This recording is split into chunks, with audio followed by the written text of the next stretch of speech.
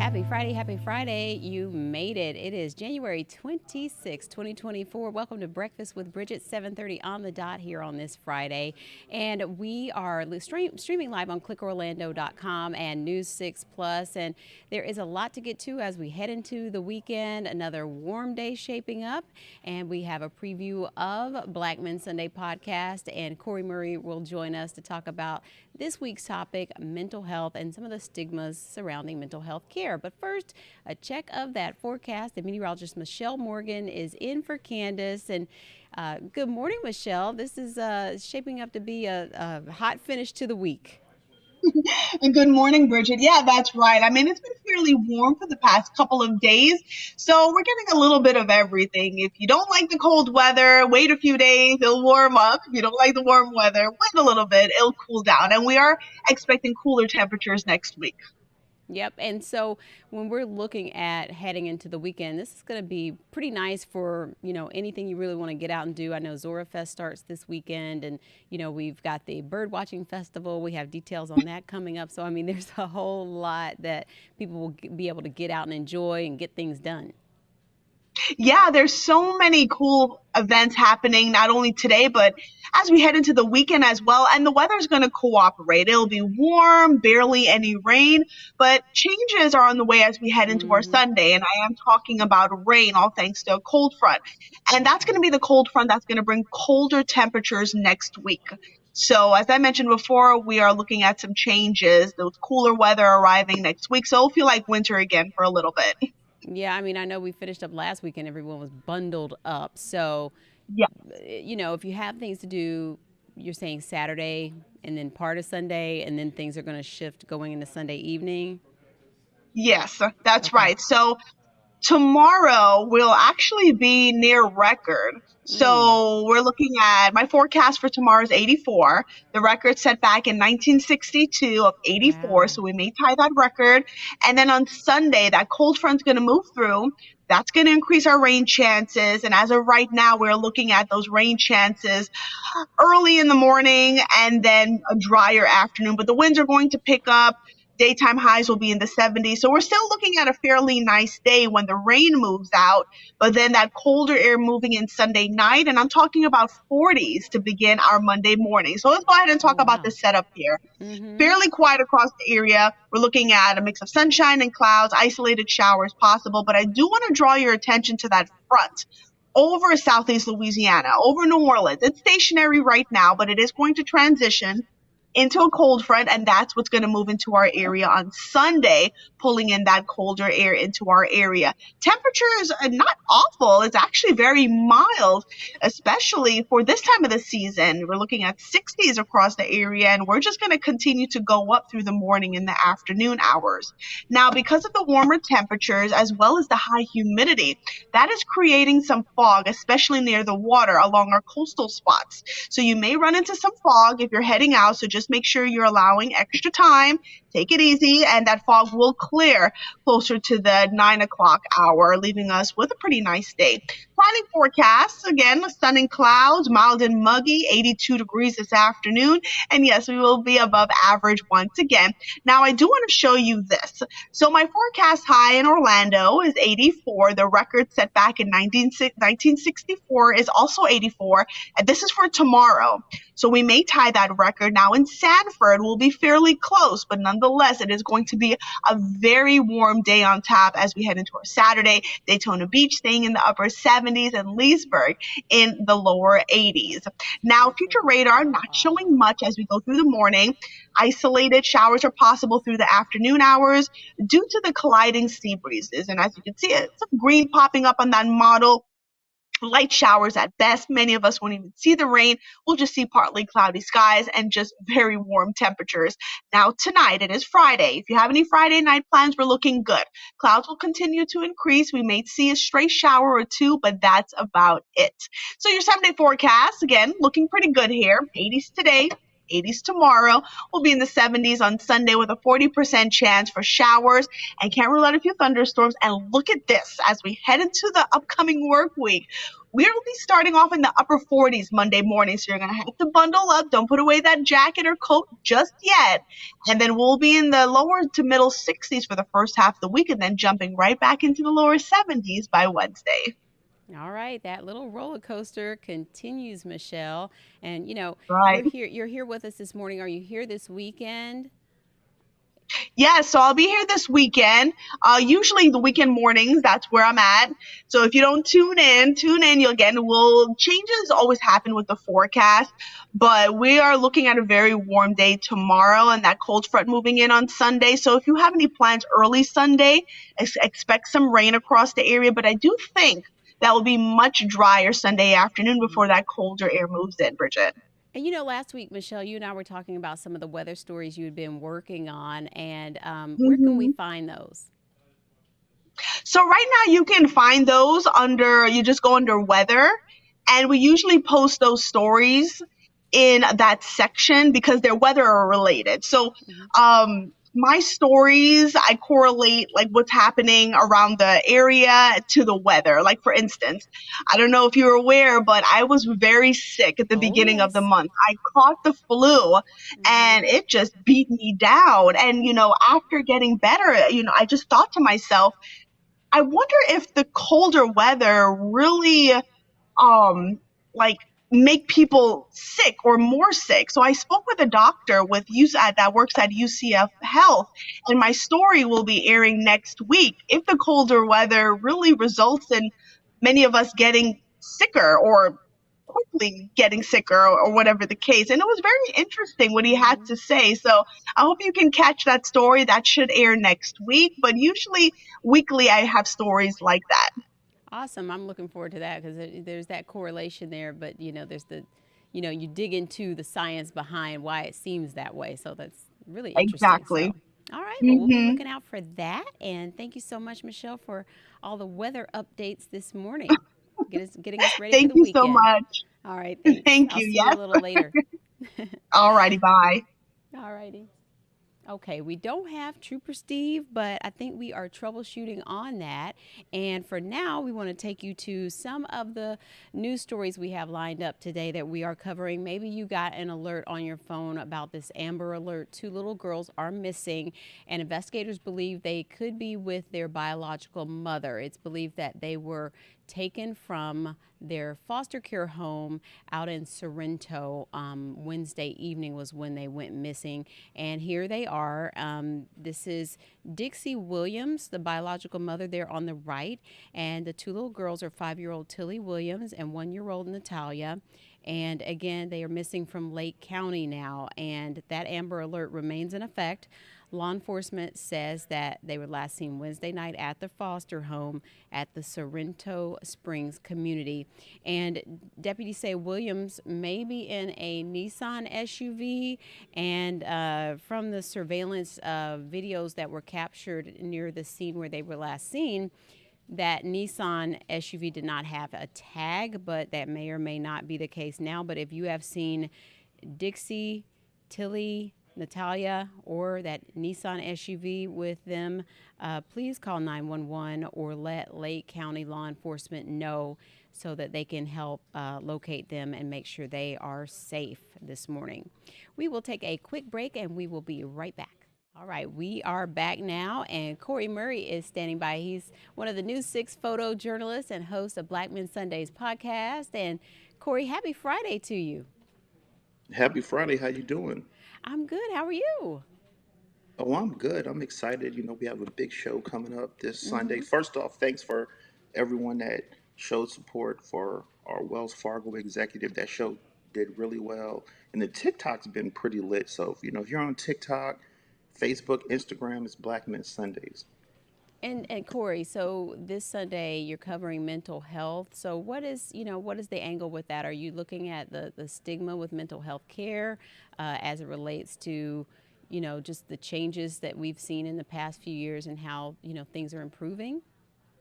Yes, definitely. We're doing that. This Black Men Sundays. We're talking Mm-hmm. about generational wealth is the topic. Mm-hmm. But we can't forget there's generational trauma that gets passed down in these families. And I've health as seen well it. too. Health is wealth, mental health as well. Mm-hmm. And so before I even get started, I want to tell people out there, if you haven't been to the doctor, go to the doctor. If you haven't had a mental health evaluation, get one. Mm-hmm. Because we speak with Stacy Perrin. She's a licensed clinical social worker. She's also the director of the Mental Health Association of Central Florida's Youth and Family Services program. She actually created that program as a pilot program started January 8th, matter of fact. And on Black Men Sundays, when we talk about generational wealth, finance, and business, I'll have stock experts, we'll have financial advisors, we'll have accountants, we'll have brothers that, you know, figured a way to establish their wealth. But here's the problem: Mm-hmm. mental health can soak up your wealth. Right. When we talk about generational poverty, when we talk about generational trauma, a lot of times you just learn how to deal with it. Okay, my mom had this, my grandmother had this, my auntie had this, Mm-hmm. I have this, and they teach you how to just skate through life with mental trauma. But we're trying to, you know, if you can get diagnosed, because I had a sister on our show, she had Mm-hmm. ADHD and autism, and she's a business owner, entrepreneur, doing her thing. So, like I said, we speak with Stacy Perrin, and I asked her, I said, mental health is wealth. What do you Mm-hmm. have to say about that? Let's roll that soundbite. We need to keep saying that over and over again, that mental health is health. It's as important, so making sure that your mental health is good and getting the help and the support and the diagnoses that you need for mental health is just as important as getting that annual checkup, getting your blood work, having your doctor listen to your breathing and listen to your heart. We need to destigmatize seeking help for mental health and make it as seamless as getting that annual physical is. Nobody has a stigma about going to a doctor, right? If your child has a cough or has some allergies, or maybe is struggling with their vision, there's no stigma attached to seeing that medical professional that can intervene there and help them. We want that to be the same thing with children that are struggling with any kind of social and emotional wellness or any kind of behavioral symptoms. So definitely. So I mean, coming out of that soundbite, this conversation, it's Black Men Sundays. I can talk. I'm from Brooklyn, New York, Newport News, Virginia. So there's no shy bone in my body. But at the same time, on a professional level, there's no shy bones in getting the questions out that A, my listeners have, that B, I have, and C, my whole goal is we're trying to change a generation here. If I can just change one generation, I mean, we're at 95 shows, Bridget. Can you believe that? This Mm-hmm. Sunday's going to be 95 Black Men Wow, Sunday episodes. congratulations, Wow. Corey. And when I look Definitely. at, So let me know, because I mm-hmm. can go long, so I don't want to hog Well, the mic. So go so ahead. the doctor again. Who was the doctor again, and what was the program that she's with? Well, she's a licensed clinical social worker. She has a master's. She has a master's and a bachelor's degree in social work from UCF. So, Mm-hmm. she's Orlando blood. But And I'm she's not going working to with say the she's youth a doctor. mostly. Okay, I'm sorry. That was Yes, me yes, misspeaking, basic. but mm-hmm. Yes, basically, like I said, she pilots the Youth and Families program Mm-hmm. at the Mental Health Association of Central Florida. What is that? It's a program where, let's say, I might want to get my kid checked out. I'm not, we can get our kid checked out. And even if I don't have, here's the best part, Bridget, even if I don't have insurance, you could Mm-hmm. still go to the Mental Health Association of Central Florida. This conversation went deep. That's why I asked you. I don't know how much time you have. I know Trooper Steve isn't on here, but I can hold it down. So Well, are we we were good on working on time? Trooper Steve. I don't know if we have him back yet, but is he? He's not back yet, so we're good. We're Okay. good, Well, let me keep Corey. my thing I going. Then wanted to let note me though, so rock like on. she's working with the youth, but you also talked about Yes. the issue of adults addressing mental health and sort of being the first maybe in the family to address it or work at what does it mean to heal or what does it mean to address generational pain. So I came across a post from a doctor online, and she talks about 7 generations of trauma, and she was saying that when you look at breaking a cycle, you're looking at 128 fifth great grandparents who birthed 64 fourth great grandparents, who birthed 32 third great grandparents, who birthed 16 great great grandparents, who birthed your 8 great grandparents, and who birthed your 4 grandparents, who birthed your 2 parents, and finally birthed you. And it says, taken together and counting only 7 generations back, you carry at least 255 direct histories, including your own. And that's Dr. Mariel Bouquet. And so she's, her whole platform is about assessing generational trauma. And even scientists have proven how it's altered DNA. So, we do carry generational trauma. It's not just, whining or making some sort of emotional excuse. Yes, definitely. I mean, mental health is health. Mental health is also wealth, but also, without the proper diagnoses, that generational trauma, you may not be able to establish any generational wealth because of that, or because of that mental trauma. So the Mm-hmm. point of Black Men Sundays is to establish generational wealth, finance, and business. Is also to overcome generational poverty and overcome generational trauma. Because on Black Men Sundays, I've had, in addition to the money experts, I've had actors come on the show. I've had different entrepreneurs, and in the middle of the conversation, because I always like to throw a couple alley oops just to kind of, warm the blood up and get them going. But the thing about it is, a lot of these high profile folks, oh, I go see a counselor, I have mental health issues, and I'm like, really? Wow. But then when I'm in the communities, it's the fear of diagnosis. I don't want to be an outcast. I don't want people to know.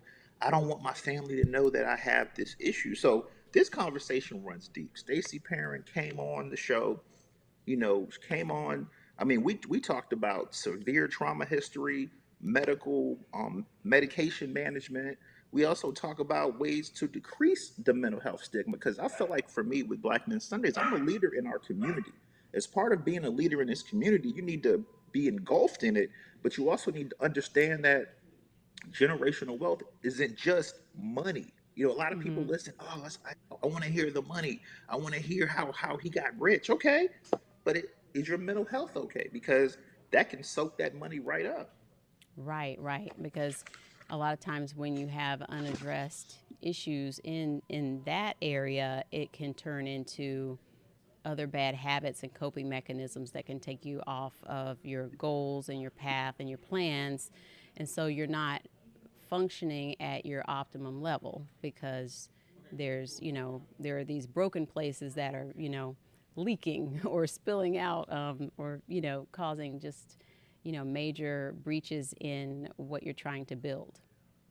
Definitely. And one of the things that I wanted to talk about as well is, mental health, believe it or not, separates people from the community. When Mm-hmm. we talk about relationships, especially in these underserved communities. So that's why Stacey Perrin's interview was so imperative, because, like I said, she's the director. Like, she created the Youth and Families Program. It was called the Youth and Family Services Program, but now it's called the Youth and Families Program. It's piloted. Like I said, it started January Mm-hmm. 8th. I mean, we cover the full spectrum when we're talking about, you know, untreated. What happens if your mental health goes untreated? What happens with that? Mm-hmm. How mental health can help navigate wealth with the proper diagnoses and the proper medication. So this conversation runs deep. Black Men Sundays. Um, Comes out this Sunday, midnight. I'm excited for it. Um, Check it out. Did she talk about emotional intelligence at all, Corie? I'm just curious. Yeah, see now, you kind of digging a little bit, so you're gonna have to Okay, listen okay. to the All show. right. I mean, I can give you a couple more gems, but Yeah. I don't want to give you the show. Then why Hmm. would you I listen? know, I know, I know. Yeah, But it is a great topic, and I think, did she talk about as it relates to the faith community any? the faith community. And just, there's sometimes a little bit of, there's the faith element as well as, the mental health care element there. Sometimes, depending on where you are, it can be at odds or it could be working together. Yes. Again, you have to listen to the show. I can't give you Okay. too Okay. much, but I can give you one more thing. Okay. One thing that the conversation, again, going back to generational trauma, talking about patterns of behavior. We talked about that. We also discussed the normalization of the family culture. Because I mean, I'm not gonna lie, where I'm from in New York and in Virginia, you kind of knew certain people, certain days, you just leave him alone. But again, it goes back to this generational trauma cycle that in order for the community to even be able to move on and stop carrying these generational trauma issues, you have to get diagnosed. Mm-hmm. So the best part about this whole conversation, really, the best thing about speaking with Stacy Perrin, like the director of the Mental Health Association of Central Florida Youth and Family Services Program. So, if you or your child hasn't been diagnosed, but you just want to get an evaluation, you can go there and do that.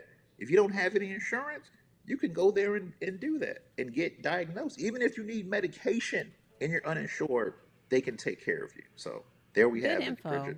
Really good info. All right. Definitely. So that drops on Sunday, early Sunday morning. Sunday at midnight on all platforms, podcast platforms.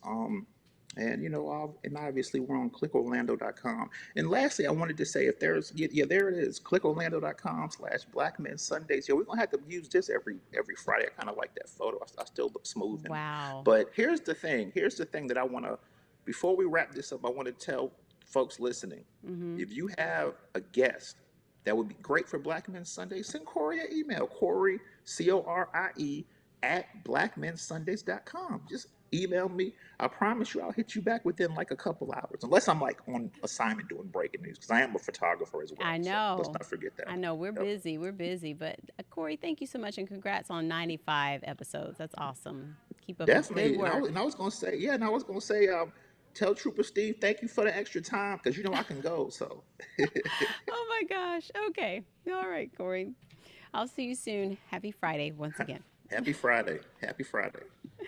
All right, we have a couple of other quick stories we want to mention to you before we get out of here. After years of construction, you're going to love this if you try to get around these highways. 429 is complete along with the 417. So now there's a beltway all the way around Orlando if you're trying to avoid I-4. This $1.6 billion project was first authorized in 2004. It's been under construction since 2015, and it was designed to include habitat corridors that separate wildlife from vehicle traffic. So, check it out. It's open now. And that is the final section of the Wekiva Parkway cruise set to cut the ribbon this morning.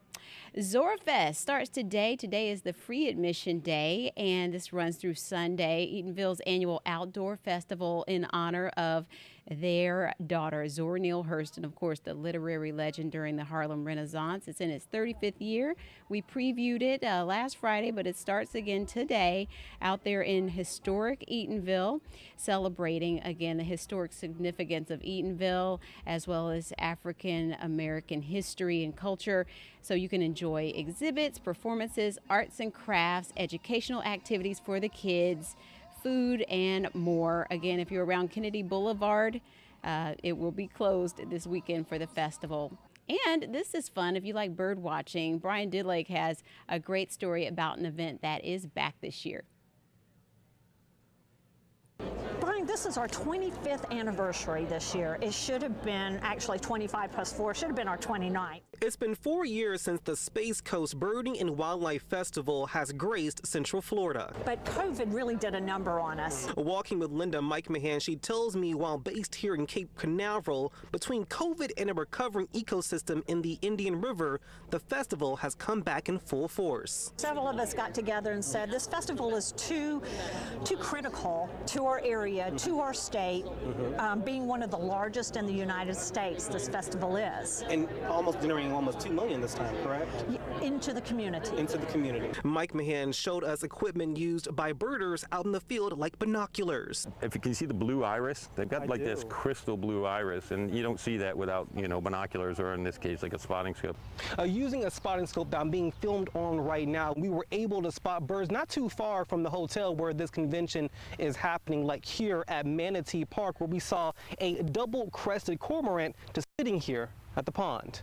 And it doesn't stop there. Looking over here, we see what's called a white ibis. But I also kind of call them the lawn service here in Florida. They work like this sometimes, looking for, insects or, crickets. From a biodiversity perspective, why is that so important for us to honor and to protect? And it does equate to dollars, so it's important all the way around, from the physical, mental enjoyment all the way back, coming around to tourism. Back at the convention center. When we're talking about protecting conservation lands, it's important to understand that, when water hits, it filters down into the soil. Mike Knight runs the Environmental Endangered Land Program and says an issue the area saw was with freshwater runoff carrying harmful chemicals like fertilizers. But with recent cleanup referendums, that's all changed. A change Knight says will protect the more than 130 endangered species that wildlife calls home or visits. We are a small piece of the puzzle, like everywhere else, but I think it's important to protect the little pieces. So that's an awesome event that is finally back. So whether you're doing that or something else, get out and enjoy this weekend. We'll be back here bright and early, 7:30 on Monday. Make it a great day.